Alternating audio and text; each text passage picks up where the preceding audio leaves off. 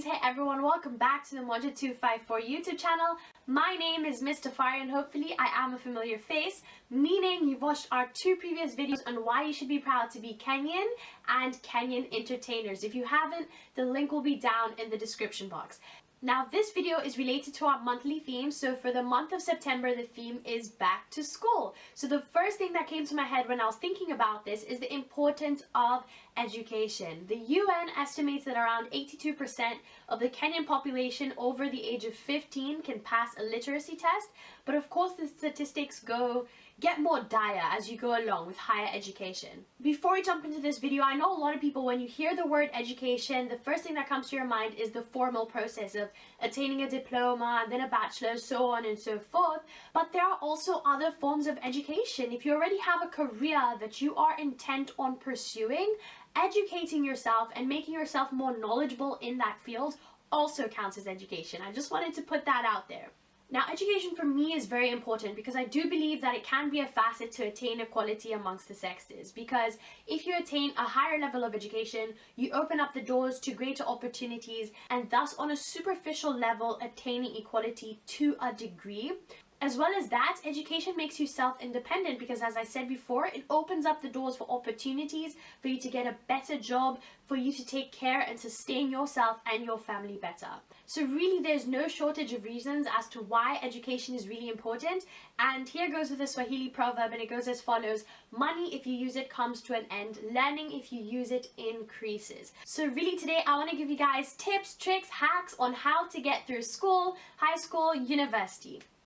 So the first thing I'm going to say, before you attend class or a lecture or whatever, make sure you have done the essential readings, or at least you have read on the topic that you guys are covering in class that day. You should use the time in class to ask questions and to clarify and to ground your already pre-existing knowledge. So take the time to read the essential readings before class and make the best use of your time during class to clarify any issues. The second tip I would give you guys is to stay organized. We waste so much time looking for things here and there or spending time organizing things when you could be studying. At least have a set place where, for example, you have your history textbooks, a set place where you have your biology textbooks, for your notebooks, so on and so forth, so that you make the process way more efficient and easy for you.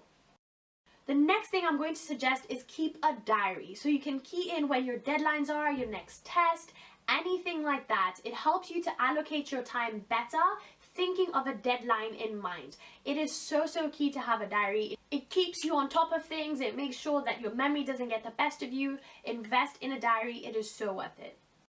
In addition to that, figure out how you study best. For some people, listening to an audio, or rather somebody speaking, reading, writing, or speaking it out loud is the best form of study for them. For it's different and it changes for every single person.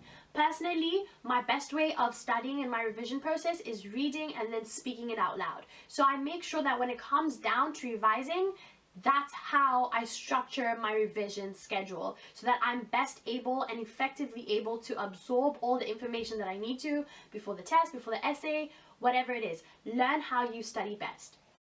In relation to that, know when you study best. Some people are morning people and others are night owls. Personally, whenever the sun goes down, I find it so hard to get myself to revise. I am such a morning person, so I make sure to wake up really early in the morning and get all my revision done. So know yourself, know what time you study best.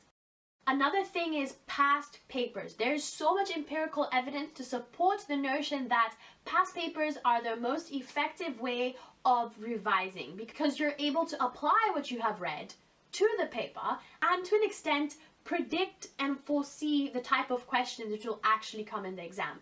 I urge you to start doing past papers as soon as possible.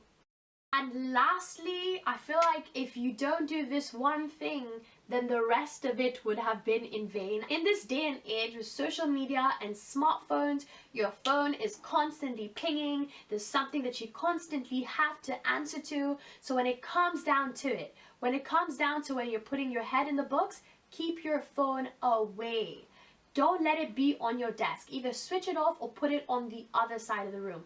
Allocate a set time for when you're revising and make sure your phone is nowhere to be seen during that time. It is the only effective way of studying.